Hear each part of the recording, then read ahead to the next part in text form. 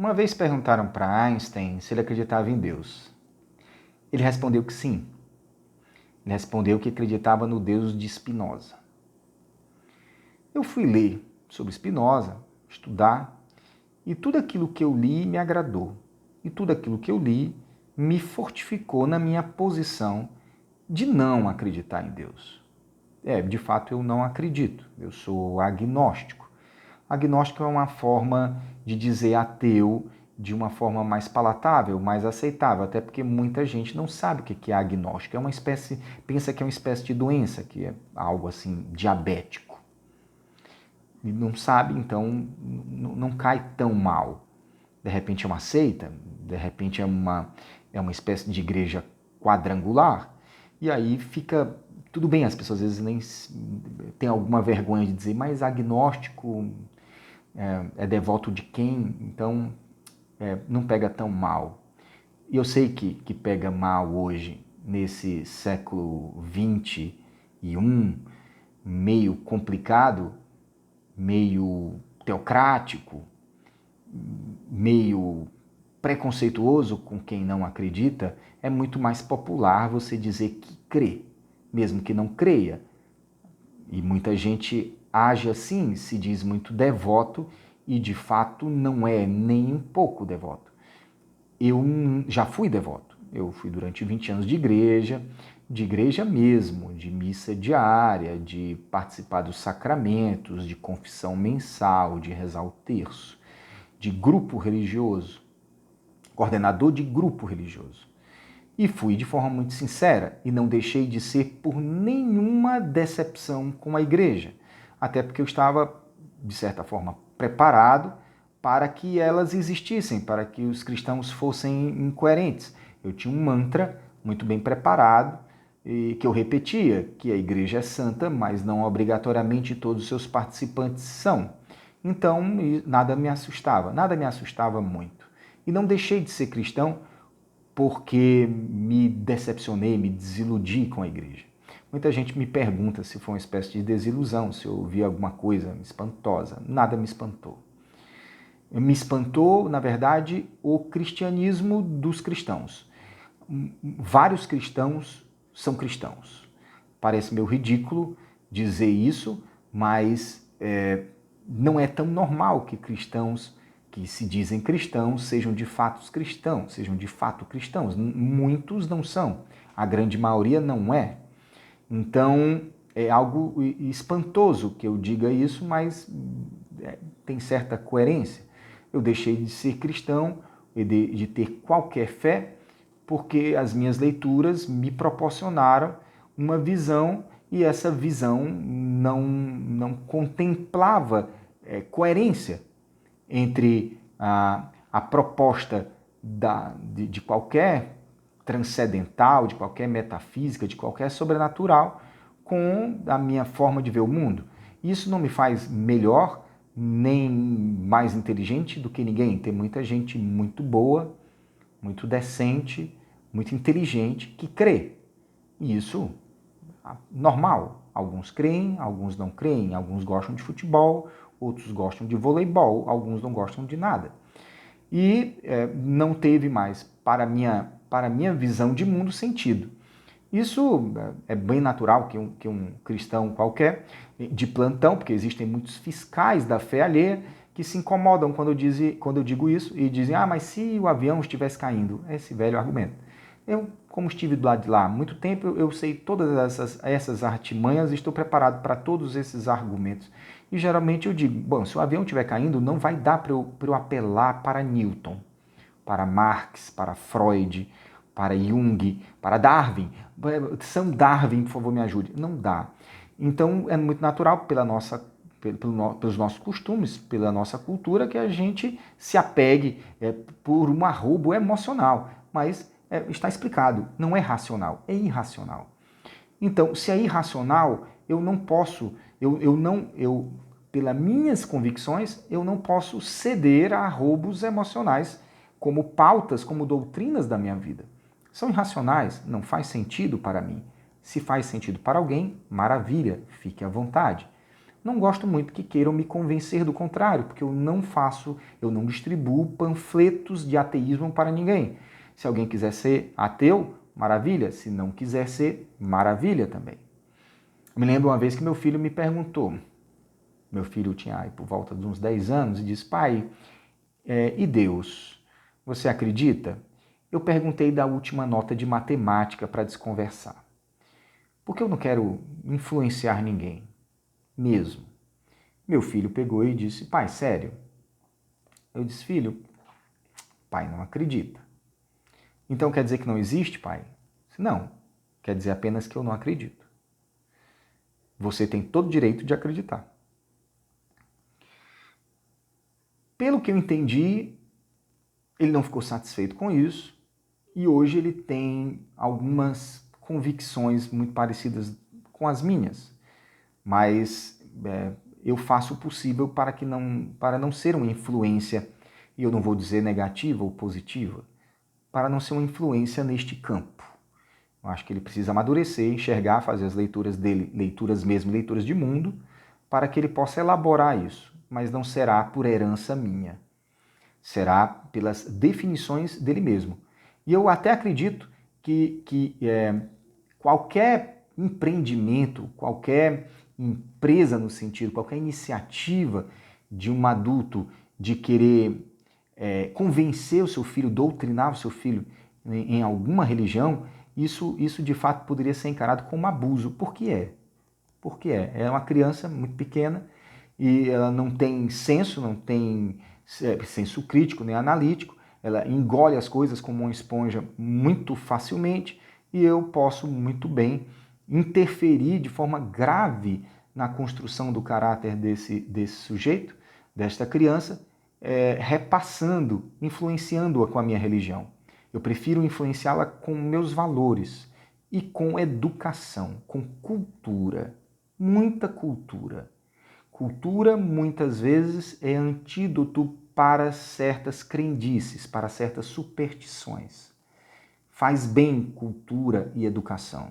Isso sim é definitivo, é decisório, embasa o caráter de qualquer ser humano, não obrigatoriamente a religião. A maior prova disso é agora o Congresso e a presidência com careta mesmo, aderindo, aceitando o perdão de uma dívida de mais de R$1 bilhão das igrejas. A bancada evangélica, que é uma praga nojenta na sociedade brasileira, que é uma coisa inaceitável, porque o Estado deve ser laico pela nossa Constituição, e é inaceitável que a gente paquere, que a gente flerte com um Estado teocrático. Essa história de que o Brasil é um país cristão, não é. É longe, mas muito longe de ser um país cristão. É um país no qual existem cristãos, ou pessoas que se dizem cristãos, não obrigatoriamente um país de cristãos. E depois, quem não é cristão vai ter que se dobrar a quem é cristão, ou quem aceita essa doutrina? Por que tem que se dobrar? Me explica por que tem que se dobrar. É algo difícil de imaginar. É algo pecaminoso, como algo que aconteceu na Idade Média com a Igreja Católica e a venda de indulgências, que tanto revoltou Lutero e provocou o nascimento do protestantismo. Não tenho absolutamente nada contra o protestantismo, como não tenho nada contra o catolicismo, mas aceitar esse tipo de proselitismo por parte de alguns líderes religiosos que enriquecem de forma nojenta é algo que não poderia ser pensado por nós brasileiros. É uma atitude omissa da nossa parte assistir a isso e não fazer absolutamente nada, que é o que fazemos. Nada diante disso. Nós estamos nos tornando um Estado teocrático, com todos os vícios da teocracia, com todos os preconceitos, todas as discriminações, com todos os retrocessos culturais que isso permite. Não permite, não, motiva, estimula. Nós deveríamos, como sociedade, não aceitar esse tipo de atitude, ainda mais no momento de crise, onde tais divisas de tal monta, de mais de R$ 1 bilhão, escoe pelo ralo para proteger esses líderes religiosos que andam de jatinho. A aderência da proposta desses sujeitos com a religião cristã é a mesma aderência de uma vaca com uma bicicleta. Não existe aderência de vacas a bicicletas. Porque, inclusive, dentro da proposta cristã, pelo que eu entendi, parece que Jesus não gostou muito quando viu os vendilhões no templo. Ele não gostou muito disso. E aí eu quero dizer, eu não me tornei cristão, eu não me tornei descrente por causa das pessoas. Mas as pessoas me ajudaram muito a continuar descrente. Porque eu ver essas coisas é algo que me traz uma revolta muito grande. Muito grande. Ver um sujeito vendendo feijões para curar Covid. Antivacinismo, terraplanismo, armamentismo, reacionários, apoiadores de torturadores, arminhas, tortura. Vou repetir. Tortura. Vaca, bicicleta. Não tem nada a ver. A proposta de Cristo era contrária a isso tudo. Era de amor aos inimigos, era de oferecer a outra face, era do jovem rico que seguia toda a proposta, seguia todos os mandamentos, Jesus olhar para ele e dizer: você segue a lei? Siga, ok? Então venda tudo e me siga. E o jovem não faz isso, ele não vende tudo. Então, aquele núcleo de Jesus e seus apóstolos, seus discípulos, tá claro, eram pobres. Ninguém enriqueceu. Jesus não usava Zara, não tinha iPhone. Não, gente, eu não estou querendo dizer que você não possa usar Zara ou ter iPhone ou ter o seu jatinho. Fique à vontade. Mas não tem nada disso. Não é isso que eu quero dizer. Quero dizer que enriquecer usando a fé alheia, isso não tem o que falar sobre isso. Teologia da prosperidade, como assim? Onde é que Jesus falou de prosperidade? Onde é que ele usou esse termo, prosperidade? É algo impensável. É algo impensável. De maneira geral, eu conheci bons cristãos. Conheci alguns, não foram tantos, não, mas conheci. Nenhum deles tinham essas atitudes. Eram pessoas humildes, não se achavam os eleitos. Se achavam os mais humildes. Se achavam aqueles que deveriam estar mais a serviço do outro. Serviço do outro. Amar o outro. Não isso aí. Isso tem nada a ver, não tem nada a ver. Isso é uma corrupção, uma alienação, um desvirtuamento da proposta para uma benesse própria, para enriquecimento próprio. É algo impensável. E é impensável que o Estado brasileiro apoie esse tipo de atitude. É impensável. Mas o impensável é o que acontece no Brasil hoje. O impensável. Talvez seja melhor não pensar. E talvez por isso que eu fico grilado, porque talvez eu pense muito.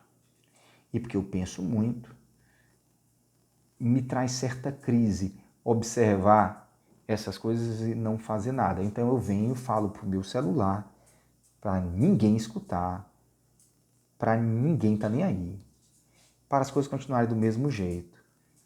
para ao menos eu deitar minha cabeça no travesseiro e dizer, algo eu fiz, uma palavra eu disse, um milímetro eu mexi, para não enlouquecer tanto. Que não dá para não enlouquecer, mas ao menos não dá para você ficar completamente louco, ao menos meio louco. Dá para torcer por raios do céu, por dilúvios localizados, por uma espécie de ação, de operação Sodoma e Gomorra em alguns endereços. Alguns endereços mereceriam uma operação Sodoma e Gomorra do divino, desse divino que eu não acredito. Porque caso existisse esse divino, já que ele às vezes interfere, às vezes não dá para entender muito, são ações misteriosas, ele deveria interferir nessas coisas.